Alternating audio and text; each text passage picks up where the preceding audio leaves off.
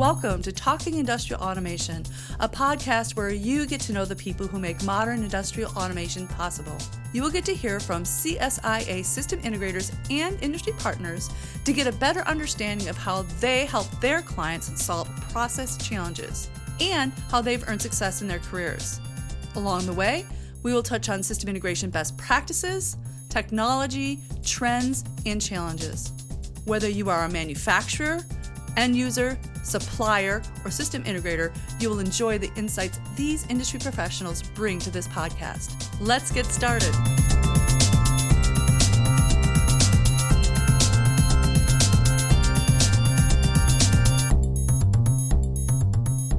Hi, my name is Lisa Richter, the host of Talking Industrial Automation, a podcast where you get to know the people who make modern industrial automation possible. In today's episode, we're talking industrial automation with Cassy Garner, who is the Director of Operations, Vacaville for Banks Integration, an e-tech group company. Cassy has worked in the automation industry for 9 years in a variety of roles, including engineer, project manager, and sales leader, supporting clients in life sciences. Cassy leverages her engineering degree and MBA to help her clients achieve their manufacturing and automation goals. She especially enjoys helping clients who are setting their long-term automation vision or building their first industrial scale operation. Cassy is also the founder of Y'allmation, a nonprofit that aims to advance diversity, equity, and inclusion in industrial automation. Cassy, welcome to the podcast. Thank you, Lisa. I'm happy to be here. For starters, I'm wondering, did you choose a career in control system integration? Thanks for asking this question because, like many of my colleagues, the theme and the story tends to be that automation finds them. And they weren't particularly looking for a career in automation, so that was true for me as well. You know, I went into college, I went to University of California, Davis. I was undeclared. I liked problem solving. I liked math. I loved the outdoors. I had no idea what I wanted to do. I ended up studying bioengineering. And through that program, I found a good blend of the different things I liked. I really enjoyed it. And in my senior year, I took a course called Instrumentation and Controls. And the professor who taught that course really saw the value in connecting industry professionals with students. So he really went out of his way to try and be that bridge for students, which I thought was a really cool thing and a unique thing to see in a research institute professor. And he connected me with one of the first employees of Banks Integration who was a director at that time. His name is Gary Powell.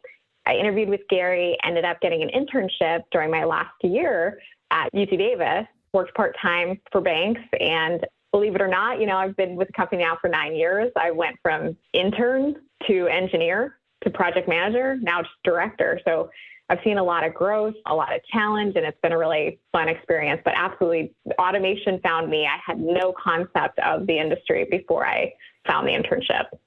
What kinds of trends and challenges are you seeing in industrial automation right now?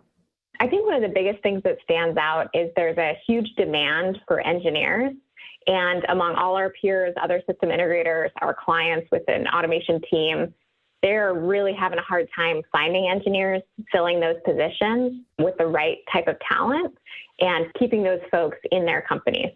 So some of the challenges with that, especially for us, is, you know, I'm in the Life Science West branch of e-tech group, and we're in the Bay Area of California, which is a high-tech, you know, Silicon Valley. We're competing for talent with companies like Apple, Google, you know, some of those really big names. We need qualified folks, and the way that folks find our industry or find our companies is typically word of mouth. They'll find us through our network and our connections.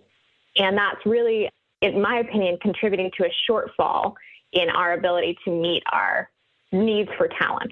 That comes to kind of why we need DE&I. Yeah, so let's talk about that. What is DE&I and why is it important? So some of your listeners may have heard those letters thrown around. DE&I stands for diversity, equity, and inclusion. Another big part of that, or another letter that's being added on in that space right now, is also belonging.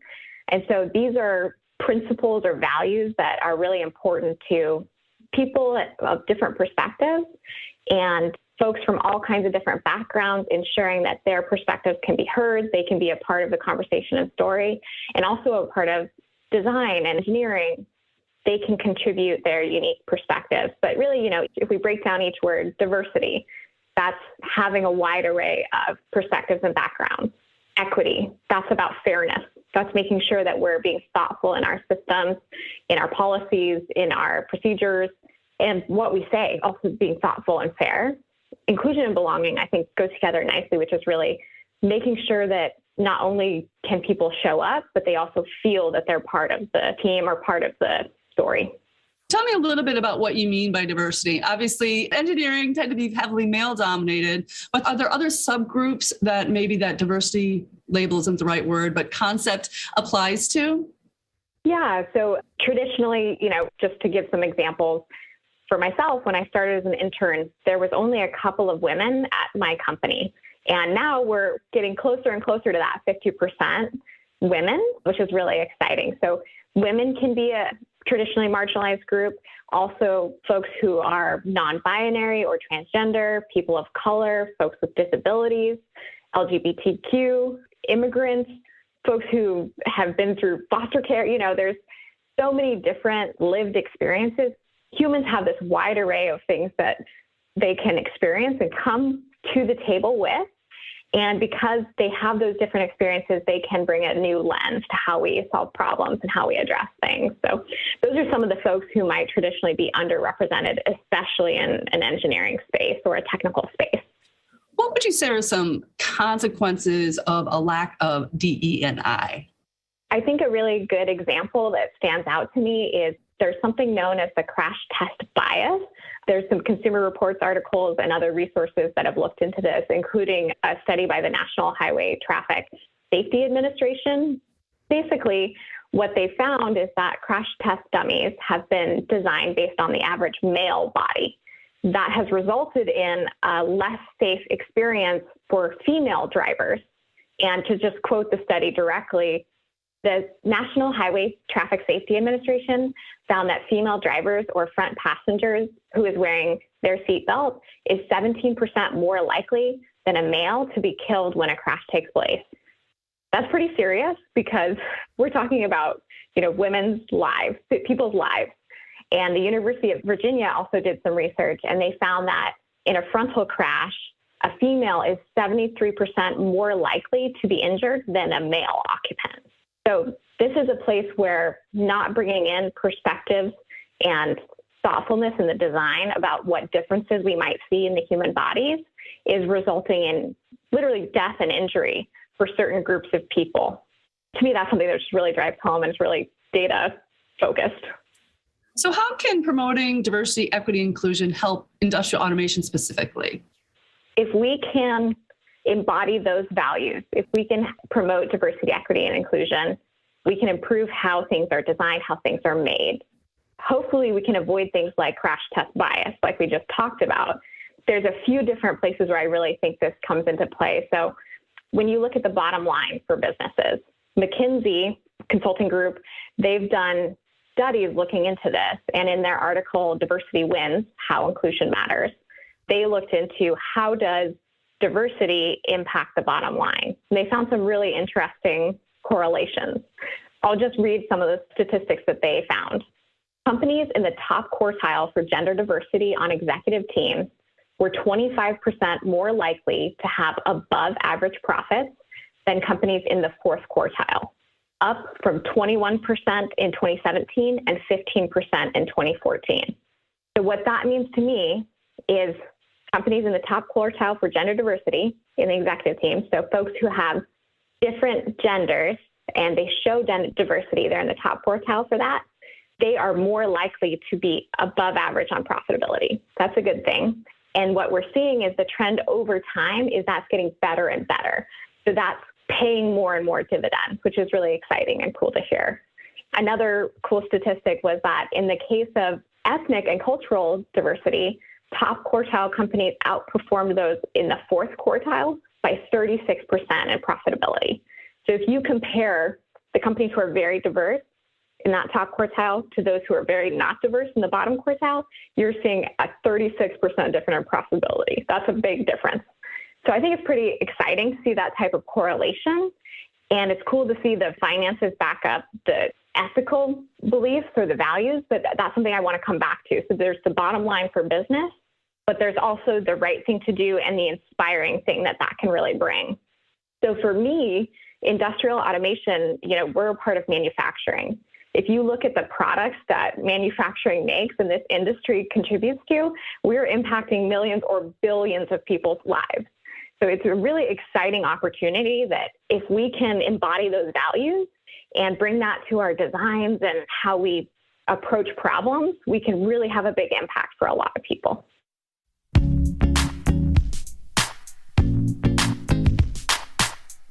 With thousands of qualified integrators and suppliers, the CSIA Industrial Automation Exchange is your one-stop spot to identify and connect with a diverse community of integrators and suppliers to help you deliver a low-risk and successful project. Using this powerful platform, you can do customized searches and filter by industry vertical, expertise, location, certifications, and more to source the right partners and products for your needs.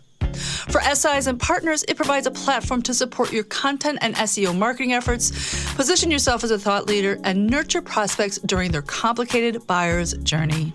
Why not take a minute to visit www.csiaexchange.com and see for yourself? No swiping left, no swiping right. Just connect directly to quality industry experts. It's really that simple, I promise.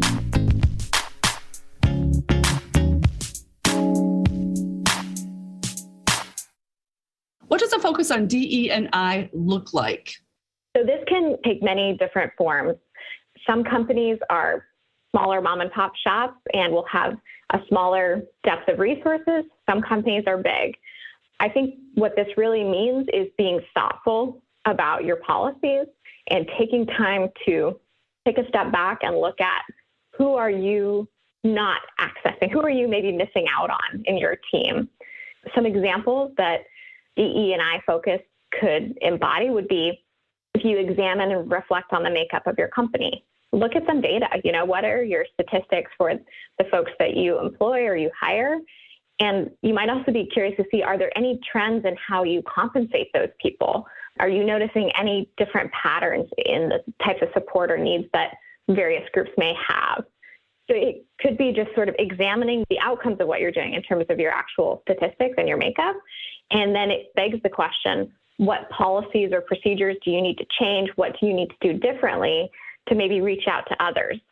So some tactics that folks might consider is broadening an approach to how you recruit.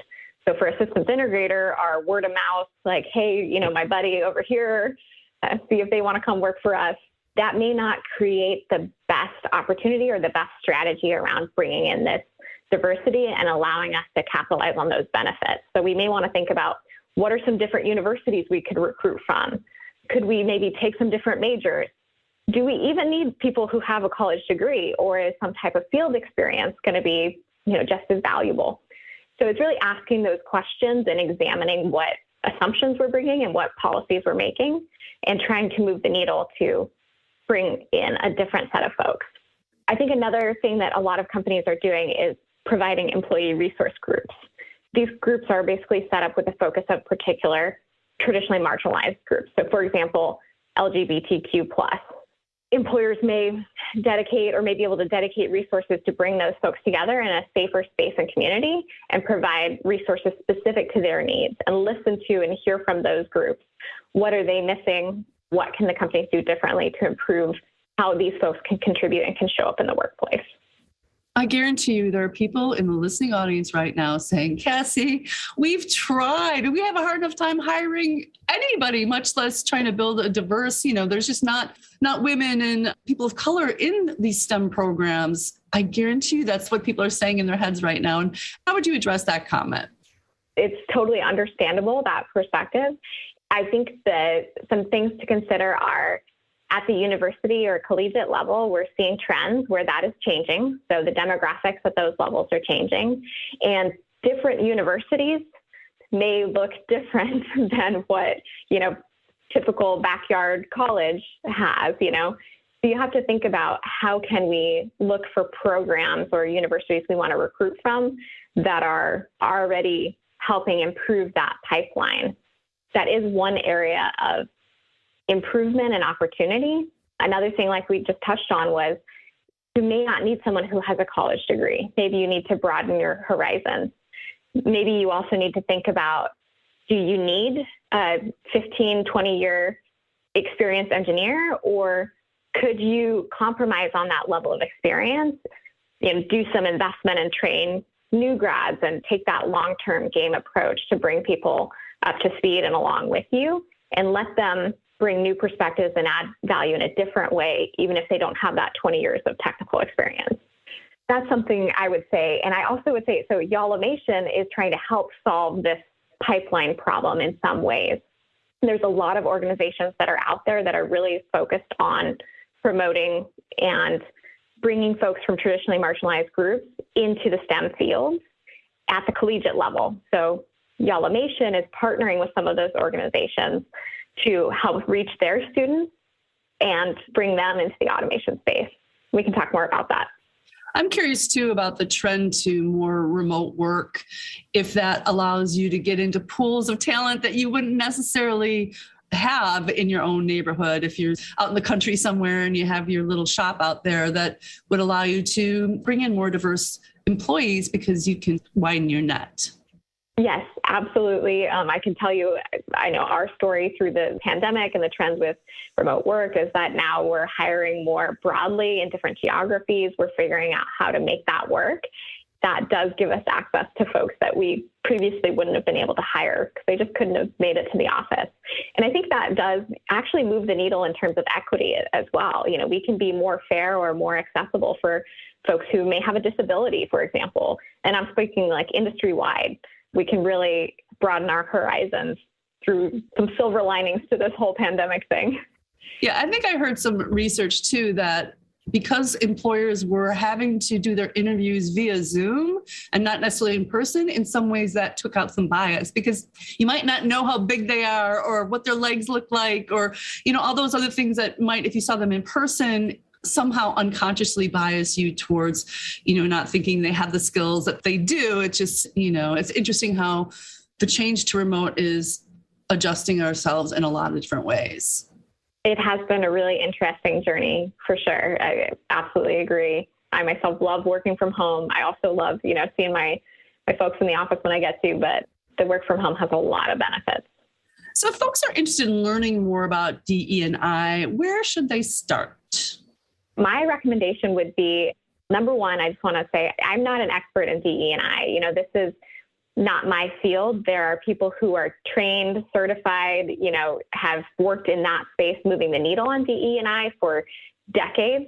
I'm not one of those, but what I have found for myself is helpful and educational is starting to follow different people on LinkedIn, social media, as well as some reading. So CultureAmp is a DE&I consulting company, and they put together a list of DE&I workplace influencers.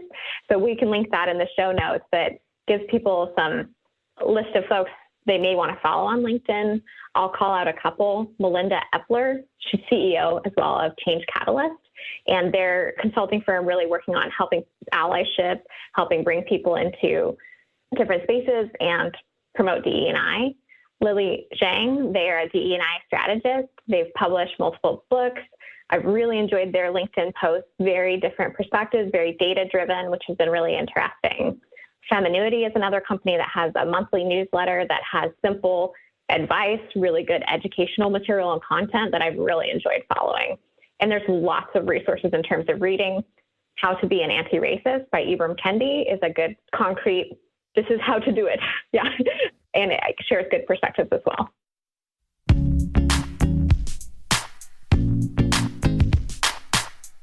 OMG, can you believe it's the middle of the year already?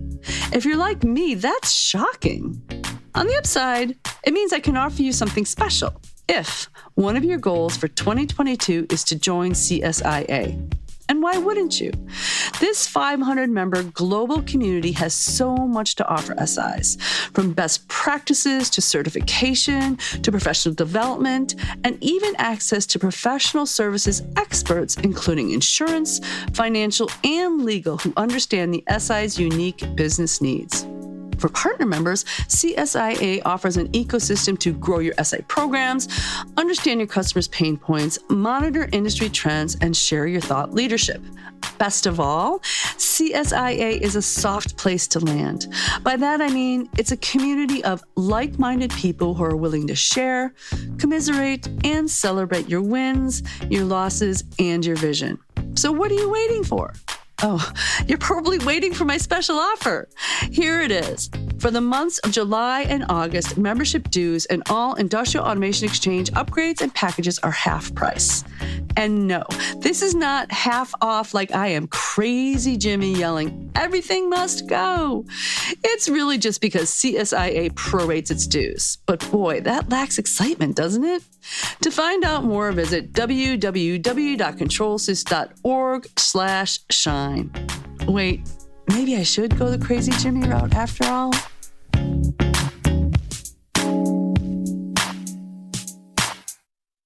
So for those people who maybe are interested in following those people on LinkedIn, Melinda Epler and Lily Zhang, could you spell those names for them so that they can find them? Melinda Epler is MELINDAEPLER,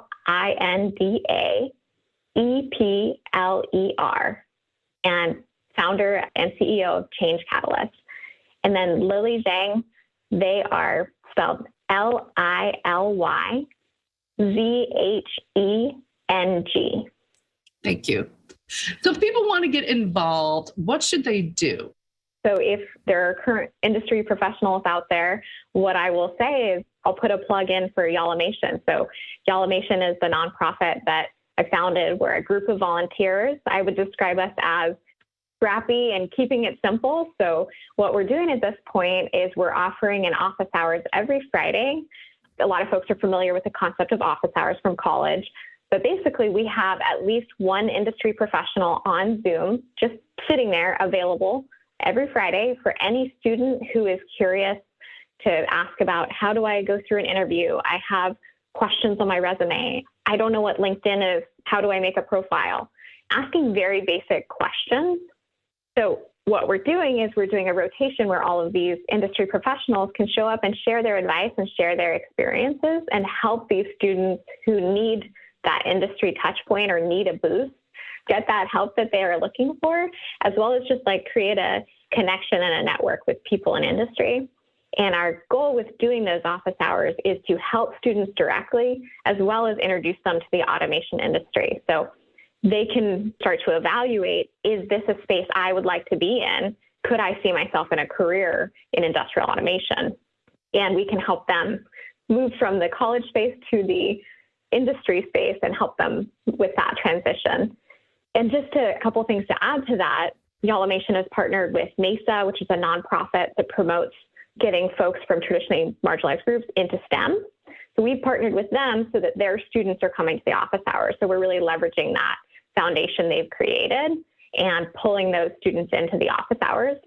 Another exciting thing or something cool just to share from that is that's resulted in a hire for us. We took on a couple of different students and we've found people who are a good fit through that. So it can also be a recruiting effort.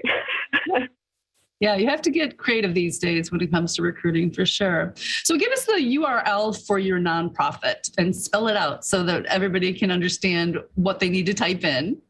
Check out y'allamation.org, y'all, YALLOMATION.org, y'allamation.org. Thank you. What is eTech Group doing to advance DE&I? Yeah, so we have some specific initiatives around employee retention. So we're trying to do some of that examining, like we talked about previously. Who are we hiring? How are we helping those particular groups? And what are we doing to retain those people and make sure we're meeting their needs? We're also reviewing and revisiting our corporate messaging, both internally and externally with the DE&I lens, making sure we're really being thoughtful about what we say and how we say it. Not just doing that for show, but trying to back that up with action as well. definitely thoughtfully recruiting is a big part of what we're up to.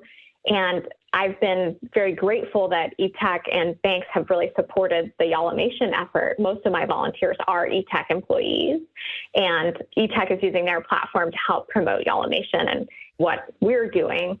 And just like, I get to do this podcast interview because of that platform, which is really exciting. Can you explain the relationship between Banks Integration and eTech Group in case that's not clear to people? Okay, yeah. So Banks Integration is the West Coast life science branch of eTech Group. eTech Group acquired Banks a number of years ago, and we really are focused on the life sciences and providing systems integration services on the West Coast. Our clients are primarily pharmaceutical, biotech, and life science companies. So they're making life-saving drugs. And we're also doing some really cool work in a space called cellular agriculture or cultivated meat. You may have heard of a company called Upside Foods. This is a great example of these biotech skill sets, researchers, technologies getting applied in a different way to help feed humanity more ethically and sustainably. And we're getting to help in that space too, which is really exciting. Why else do you enjoy working for Banks Integration / eTech Group? It's been a really rewarding experience for me. Like we talked about, I've been with the company for 9 years, and I've seen a lot of growth personally through that time. And I really felt I showed up as an intern who really didn't know anything, and I felt like I was still very welcomed, and I felt included. I felt like I belonged, that I could make a difference. I was valued for my perspectives, and people really work together and collaborate to see mutual success. So I really love that about the people I work with is we genuinely care about each other. We want to see each other succeed inside work and outside of work as well. I like having that community through my job. I would consider you fairly young already, but if you had advice for your even younger self just getting started, what would it be? The biggest piece of advice that I like to give, maybe seniors in college or recent graduates was something that took me a little while to figure out when I started my career, which is that it's really important to pay attention to how you are feeling at work. We don't always necessarily take the time. We get caught up in the day-to-day grind. We don't always take the time to appreciate the patterns we're seeing in ourselves. So my recommendation is really pay attention to when you feel excited, energized, and you're enjoying what you're doing. See what trends you notice. Try and do your best to carve out more and more time of your space in your career to pursue those things where you feel curious, you feel excited, and that's going to help you feel successful and rewarded as you grow through your career. You no longer get A's every few weeks to tell you that you're doing a good job. So you have to figure out how to find that feedback for yourself, and paying attention to how you feel is one way you can do that. Well, that's it for today's episode of Talking Industrial Automation. If you are interested in learning more about Cassy or Banks Integration, you can find them on the CSIA Industrial Automation Exchange at www.csiexchange.com. Thanks for listening, and thank you, Cassy, for joining me today. Thank you, Lisa. I really enjoyed talking with you and appreciated this opportunity.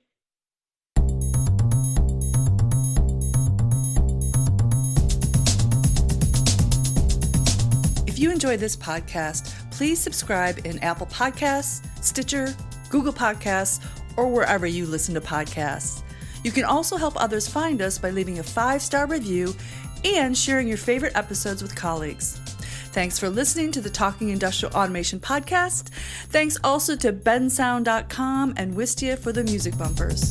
Until next time.